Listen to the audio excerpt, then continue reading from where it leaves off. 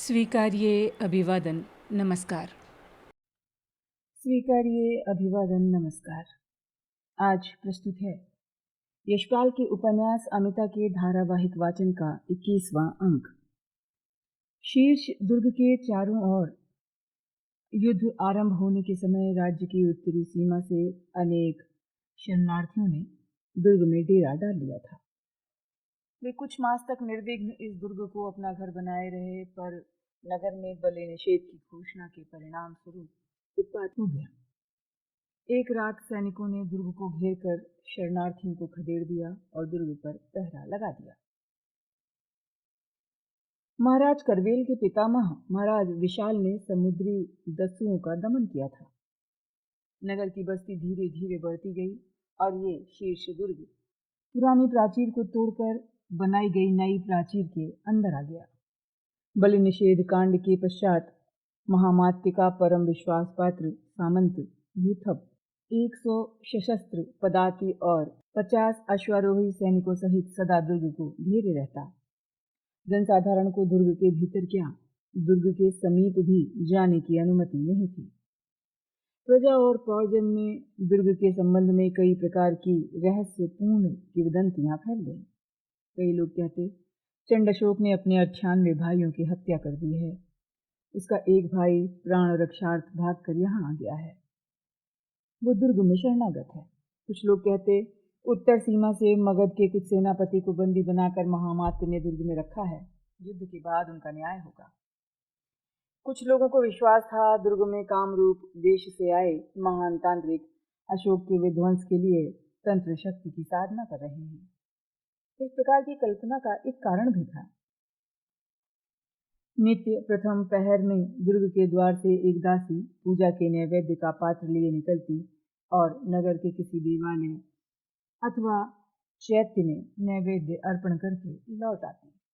ये दासी संभवतः गूंगी थी या उसे मौन रहने का आदेश था। आसपास के लोगों ने उसे कभी बोलते नहीं देखा। महामात्य ने युद्धकाल के लिए शीर्ष दुर्ग में राजमाता के गुप्तवास का प्रबंध करके उनकी सेवा के लिए उपयुक्त दास दासी नियुक्त कर दिए। इसमें केवल मातंगी को ही राजमाता की पूजा का नैवेद्य लेकर नगर में जाने की अनुमति थी। मातंगी आचार्य कुल की वंश क्रमागत और महामात्य की विशेष विश्वस्त दासी थी। मातंगी राजमाता की पूजा का नैवेद्य किसी देवालय अथवा चैत्य में अर्पण करके लौटते समय दूसरे तीसरे दिन आचार्य की हवेली में जाकर राजमाता का कुशल क्षेम कह आती। शीर्ष दुर्ग में विवश होकर आने पर राजमाता ने आत्मसम्मान की रक्षा और मन के शत्रुओं काम क्रोध मोह को वश में करने के लिए मौन धारण कर लिया था। मातंगी को महामात्य द्वारा राजमाता के व्यवहार पर सतर्क दृष्टि रखने का आदेश था। निरंतर राजमाता की ओर ही ध्यान रखने के कारण मातंगी के मन में उनके लिए श्रद्धा और अनुराग उत्पन्न हो गया। मातंगी के लिए नगर से लौटकर सदा मौन बने रहना कठिन था। मातंगी को घटना 26-27 वर्ष पूर्व की है कि 5 वर्षीय बेटी किसी रोग के कारण उसकी गोद सूनी कर गई थी। संतान के वियोग का दुख उसके मन से कभी दूर न हुआ। माता के वियोग से व्याकुल बालिका महारानी के माँ को ढूंढते फिरने का समाचार जब उसने सुना तो उसका हृदय व्याकुल हो गया। मातंगी के लिए राजमाता के सम्मुख बैठकर ये संवाद उन्हें सुनाए बिना रहना असंभव हो गया था। इसके पूर्व भी वो राजमाता को महासेनापति के सेना लेकर सीमा पर कूच करने, आहत सैनिकों की बड़ी संख्या में नगर में आते रहने का संवाद सुना चुकी थी। शत्रु की सेना के नित्य राजधानी के समीप आते जाने के भयावह संवाद भी वो राजमाता को सुनाती रहती। एक दिन देवालय में नैवेद्य अर्पण कर दुर्ग में लौटकर मातंगी ने राजमाता से कहा, भगवती, नगर में बहुत आतंक फैल गया है। सब और युद्ध से लौट कर आए आहत ही दिखाई देते हैं। सब कहते हैं शत्रु राजधानी के समीप आ गया है। नगर में शत्रु के सैनिकों का बहुत आतंक है। आचार्य महामात्य ने राजप्रासाद के द्वार मुंदवा दिए हैं और अनेक सशस्त्र प्रतिहारी राजप्रासाद को रक्षार्थ घेरे रहते हैं। बालिका महारानी एक पक्ष से नगर विहार के लिए नहीं निकली है। राजमाता ने उत्तर दिया, भगवान रक्षा करेंगे। नेत्र मूंद कर मंत्र जाप करती रही। राजमाता ने नेत्र खोले। मातंगी हाथ जोड़कर उनके सम्मुख बैठी थी। राजमाता ने कहा, मातंगी, तू एक काम करेगी? मातंगी ने विनय से सिर झुका दिया। राजमाता ने तथागत के धातु पात्र की वेदी से एक सूखा हुआ श्वेत पुष्प उठाकर कहा, ये पुष्प 1,00,000 मंत्र जाप की शक्ति से समर्थ है। इसे बेटी के शरीर पर बांध दे। मंत्र का बल संकट में बालिका की रक्षा करेगा। मातंगी ने भूमि पर माथा रखकर राजमाता को प्रणाम किया। मंत्र की शक्ति से समर्थ पुष्प अंजलि में ले लिया। दूसरे दिन पूजा का नैवेद्य लेकर शीर्ष दुर्ग से नगर में गई तो नैवेद्य चैत्य में अर्पण करने के पश्चात आचार्य की हवेली में गई। शीर्ष दुर्ग का यथावत कुशल क्षेम का संवाद निवेदन कर राजप्रासाद के सम्मुख राजपथ पर पहुंची। राजप्रासाद के सम्मुख पथ पर मातंगी की पुरानी परिचित एक वृद्धा दही बेचने का काम करती थी। वृद्धा की कुशल क्षेम पूछकर मातंगी ने नगर में फैले त्रास के लिए चिंता प्रकट की। सुना है राजप्रासाद में नित्य रक्षा के लिए पूजा होती है, सहस्त्र को प्रसाद बांटा जाता है, कई सौ बालक बालिकाएं नित्य क्रीड़ा के लिए प्रासाद जाते हैं। वृद्धा मुंह फुलाकर बोली, कौन कहता है, दूर जाकर बात बड़ी हो जाती है। राजप्रासाद में अब है ही क्या? अब तो प्रासाद के द्वार के कपाट भी नहीं खुलते। यही 10-15 बालक बालिकाएं राजप्रासाद में जाते हैं। वृद्धा ने मार्ग पर जाती बालकों से घिरी एक दासी की ओर संकेत किया। सामने बालकों को लिए महारानी की दासी ही तो जा रही है। तू देख ले, कितने सैकड़ा बालक जा रहे हैं। मातंगी वृद्धा की बात अधूरी छोड़कर बोली, चलो, हवेली में बच्चे मुझे न पाकर रोने लगते हैं। मातंगी पहले धीमे फिर यथासंभव द्रुत गति से हिता के पीछे चल दी। हिता के समीप पहुंचकर मातंगी बोली, बेटी देख, तेरा करशापन गिर गया। उतावली में इतनी बेसुध क्यों है? मातंगी ने भूमि की ओर झुककर उठाते हुए एक करशापन हिता की ओर बढ़ा दिया। हिता के नगर में आने पर कभी कभी सेठ सौमित्र किसी दासी को भेजते थे। हिता ने अपरिचित वृद्ध दासी को देखकर अनुमान किया, ये सेठ की दासी है, कुछ कहना चाहती है। हिता ने मातंगी के हाथ से करशापन लिया और कहा, अब आंचल से गिर गया है तो ये मेरे पास नहीं रहना चाहता। अपने साथ के कंचुकी से कहा, मामा ये तुम्हारे भाग का है, प्यासे तो होगे ही। मौसे की दुकान कौन दूर है, वो देखो पीछे। कंचुकी पालित की मध्य की प्यास कभी तृप्त नहीं होती थी। वो करशापन लेकर हिता को आशीर्वाद देता हुआ मौसी की दुकान की ओर लपक गया। मातंगी हिता के साथ ही चल रही थी। हिता से धीमे स्वर में उसने कहा, भगवती राजमाता का संदेश है। राजमाता का? वो तो तीर्थाटन के लिए गई हैं। हिता ने विस्मय से संदेह प्रकट किया। इस बुढ़ापे में मुझे क्या लोभ है, मैं क्यों झूठ बोलूंगी। मेरा विश्वास कर, तुझसे कुछ मांग नहीं रही हूँ। राजमाता शीर्ष दुर्ग में है, उन्हें वहां तू बंदी समझ। मैं राजमाता की सेवा में नियुक्त आचार्य की हवेली की दासी हूँ, समझी। हिता ने विस्मय वश में कर लिया और कहा, भगवती का क्या संदेश है? मातंगी ने बताया, राजमाता तप कर रही है, पर बेटी के लिए चिंतित है। 1,00,000 मंत्र से सशक्त एक पुष्प दिया है। पुष्प को कवच में रखकर संकट की रक्षा के लिए महारानी के शरीर पर बांध देना, ऐसी राजमाता की इच्छा है। हिता ने मातंगी के आंचल में रखा हुआ दोना आदर से अंजलि में ले लिया और आंचल में रख लिया।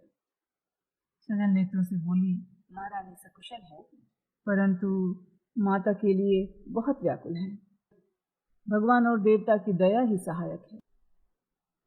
राजप्रासाद से बाहर नगर में जा सकने का अवसर न रहने से अमिता की माता के लिए व्याकुलता समाप्त नहीं हो गई थी। प्रासाद के सामंत प्रताप ने हिता को बुलाकर इसके लिए कठोर चेतावनी दी थी। तेरी सूझबूझ और बुद्धि को क्या हुआ है? तू प्रमाद के कारण अब राज सेवा के योग्य नहीं रही, बालिका को नहीं बहला सकती। भविष्य में महारानी के व्याकुल होने का समाचार मिलने पर तुझे दंडक को सौंपकर महारानी के लिए दूसरी दासी नियुक्त करनी पड़ेगी। सामंत प्रताप हिता को सुनाकर कंचुकी उद्दाल से दूसरी चतुर्दासियों के संबंध में बात करने लगा। सिर झुकाए हिता की ओर देखकर बोला, इसके लिए दंडक को कोई अन्य कार्य की व्यवस्था करने को कहो या कुछ समय के लिए काल कोठरी में रखो। जब यह किसी प्रयोजन की नहीं है तो इसे महारानी के पीछे लगाए रखने का क्या उपयोग है? अच्छा, अभी जाओ, हम अन्य योग्य दासियों के संबंध में सोच लें। पिता लौटकर बहुत रोई। उसे जान पड़ रहा था कि वो बहुत ऊंचे चढ़ गई थी, परंतु वृक्ष के ऊपर फल नहीं था, वहां एक राक्षस था जो उसे धक्का देकर निर्दयता से नीचे फेंक रहा था। पिता की कल्पना थी राज्य, प्रजा और सब कुछ महारानी के लिए है। महारानी के दुख से परास्त होकर महामात्य महारानी की इच्छा पूरी करेंगे।